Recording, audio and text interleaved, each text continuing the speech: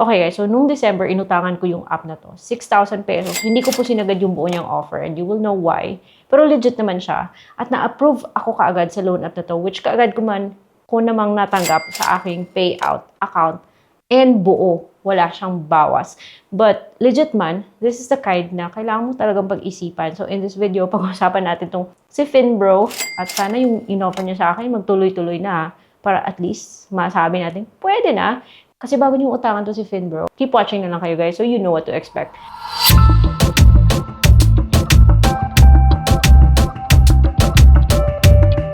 Hello everyone! Welcome back to my channel. It's Ate Red here at dito nagre-review po tayo ng loan apps para mabigyan ko kayo ng tamang expectations kasi utang po is a responsibility. So this video is not sponsored. It is based on my personal experience at ang dami ko gustong i-share sa inyo. Alam nyo guys, napakakulit po ng loan app na to. Really guys, nag-offer po siya ng 20,000 pesos which I know kung tinay ko yun, kung sinagad ko yun, especially December pa naman at meron siyang discount on the fees, matatanggap ko yun ng buo pero hindi ko siya sinagad dahil tricky siya. So, 6,000 lang yung hiniram ko sa kanya, which 30 days to pay. Nako, kaloka.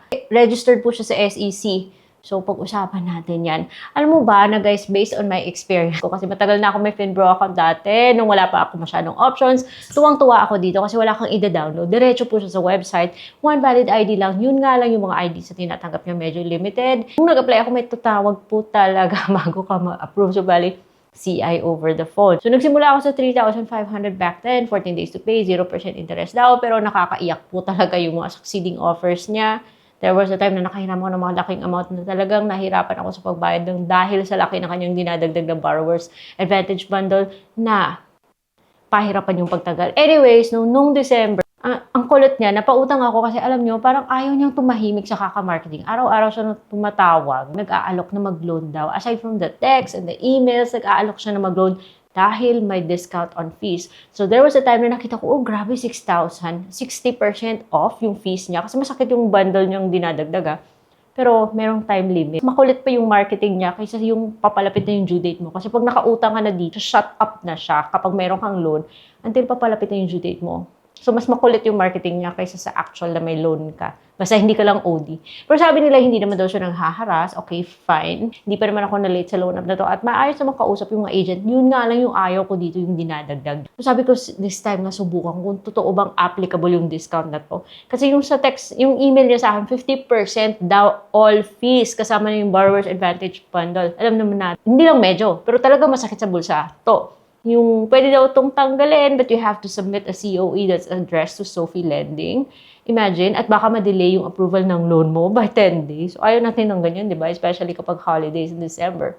So, ayun, napasilip ako sa Finbro at nag-login ako with my phone number kasi wala naman siyang app direct sa website. Yung ayaw ko lang dito kasi dito, pinapakita niya parang 12 months to pay, yung ganun, parang ganyan ang offer niya. So, mapapaklik ka kung hindi ka careful. Kung pindot ka ng pindot, naku, baka maiyak ka. So, sabi niya 20,000 pesos daw yung offer niya, 30 days to pay, mag-apply ngayon.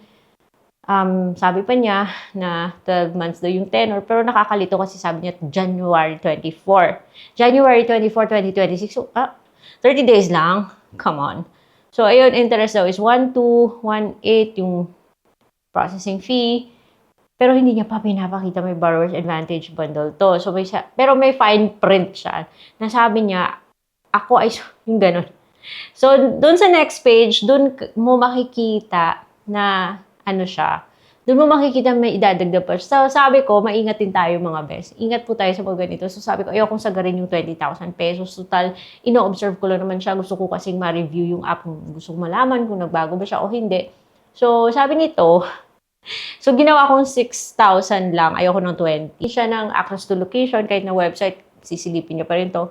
And then, yun, lumabas na dun sa kabila na meron pa rin siyang idadagdag na borrower's advantage bundle. Hindi po automatic na mag-a-apply yung discount. Kasi, ayan, ito na yung sinasabi ko na borrower's advantage bundle. Na medyo pahirapan, pwede raw yung matatanggal, but ang dami na pong nagsasabi dito sa comment section na mahirap daw ipatanggal yan. At baka ma-delay pa yung loan mo. So, kung may ano man lang, may discount man lang, grab nyo na. Pero, ang hirap kasi, pag marketing kasi may mga time limit, may pressure, yung ganun. Kaya, sana tanggalin niya yung borrower's advantage bundle or babaan niya. Kasi sobra-sobra na to eh.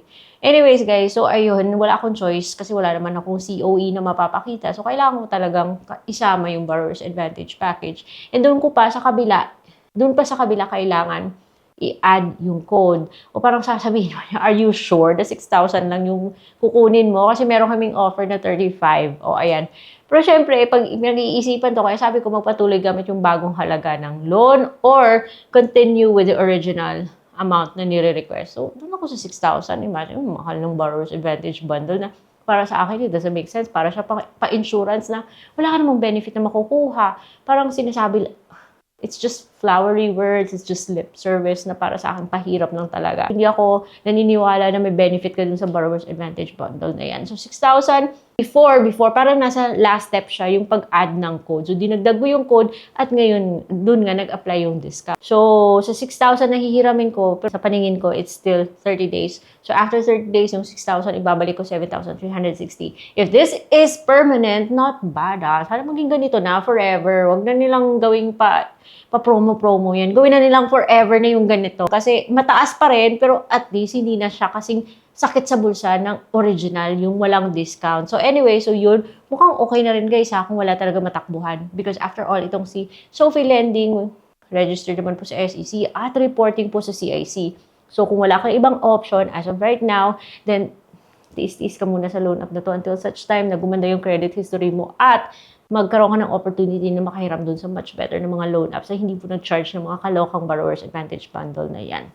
So, ayun, pinagpatuloy ko yung loan at 6,000. Hindi ko po ginrab yung 35,000. Ako, ang laking halaga, guys. Ang laking responsibility. Sinasabi niya 12 months to pay. Pero parang lumalabas siya na extend na who knows, baka hindi na mag-a-apply yung 50% na yan on the next time na i-extend. And kung magbabayad ka lang ng yung sinasabi niyang pang-extend, hindi po mababawasan yung amount ng principal nyo. Ini-extend mo lang yung due date at nagbabayad ka lang ng additional fee. So, sobrang kita na yun for this company, ha? So, malabo naman talaga yung insurance o Borrower's Advantage bundle na yan. So, sana tanggalin na niya. At na-approve ako kaagad ko siyang natanggap.